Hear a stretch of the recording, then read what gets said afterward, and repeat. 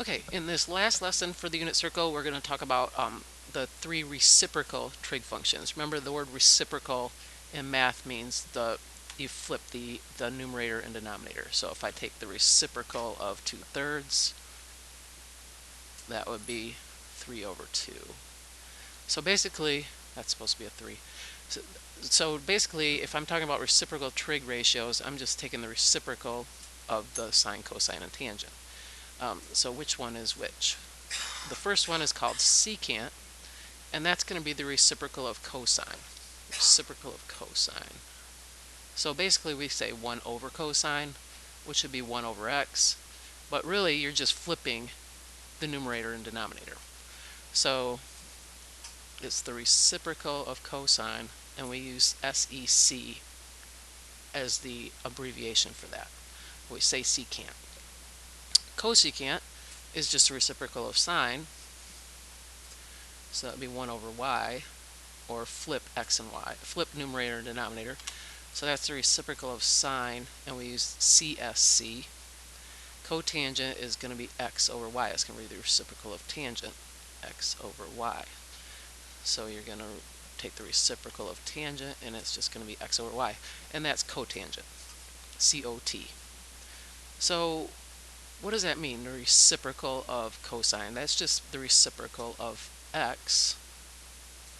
So the reciprocal of x, the reciprocal of y, and this is x over y. So I have to take and find let's say I want to find the secant of 45. Secant of 45 degrees.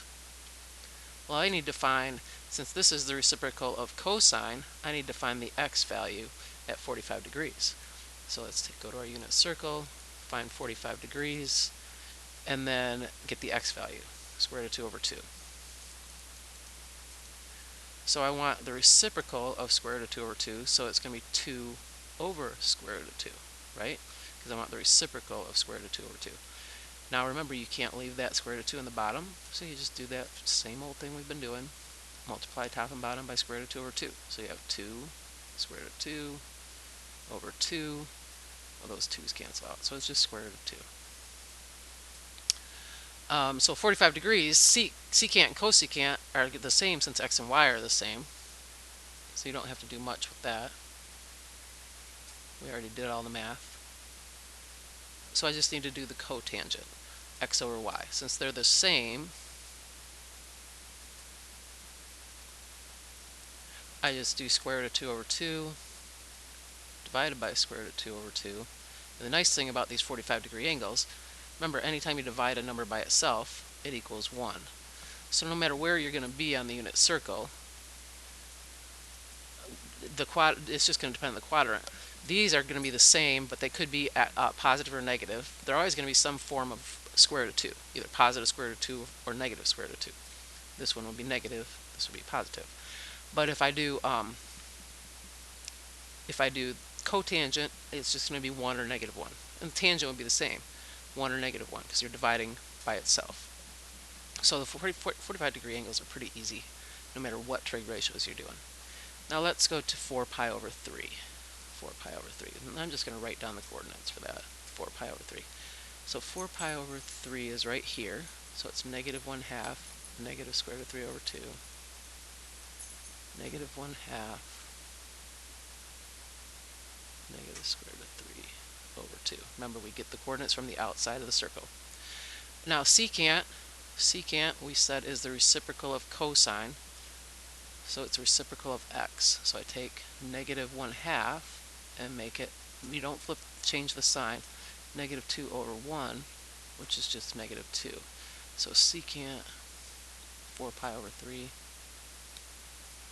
that's really bad.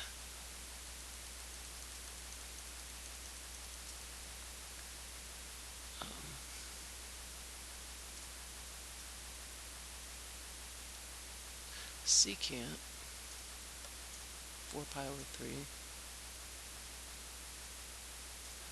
equals this. Let's draw a little line here so we don't get too confused. So what about cosecant? CSC 4 pi over 3. Well, this one We started with negative square root of 3 over 2, so it's going to be negative 2 over the square root of 3. And we multiply by square root of 3 over square root of 3. And we get negative 2 times the square root of 3 on top. And the bottom is just 3. So negative 2 times the square root of 3 over 3. And tangent or cotangent of 4 pi over 3 is going to be, cotangent of 4 pi over 3 is going to be, oh, something I got confused, is going to be negative 1/2 divided by negative square root of 3 over 2. So if we use keep change flip, remember those negatives are going to cancel out. Negative divided by negative is positive. So we'll do 1/2 times 2 over the square root of 3. Well, the 2's cancel out, and you get 1 over square root of 3 multiplied by square root of 3 over square root of 3, and you get square root of 3 over 3. Okay, so when you practice the problems, you go back to the worksheet from yesterday. We did these 3 yesterday. Now you're going to do these 3. I forgot to go through the tangent, because sine and cosine are pretty easy. You just take the y and the x. So I'll do this whole example in case you got stuck on that worksheet from yesterday. So our angle is 3 pi over 4. Let's go to 3 pi over 4. 3 pi over 4 is right here. So here's my coordinates. Negative square root of 2 over 2, square root of 2 over 2. Negative square root of 2 over 2, and square root of 2 over 2. Okay, so the sine is just the y value, so it'll be square root of 2 over 2. And the cosine is the x value, so negative square root of 2 over 2. So if you get nothing else, you should be able to get all the sines and cosines. Tangent, again, for the 45-degree angles, tangent and cotangent are always going to be either 1 or negative 1, since these two numbers are the same. You just have sometimes positive or negative. Well, a positive, because this is going to be square root of 2 over 2, square root of 2 over 2 divided by negative square root of 2 over 2. That would just be negative 1. Is cotangent going to be any different than that? Nope. It's going to be the exact same, because you're just doing negative divided by a positive. It's still a negative number. So all we need to do is figure out cosecant. And we actually already did this. You've got square root of 2 over 2, but you have 2 over the square root of 2. Well, multiply by square root of 2 over square root of 2. Okay, so to rationalize that denominator, you would multiply by square root of 2 over square root of 2. And you get 2 times the square root of 2 over 2, which is just square root of 2.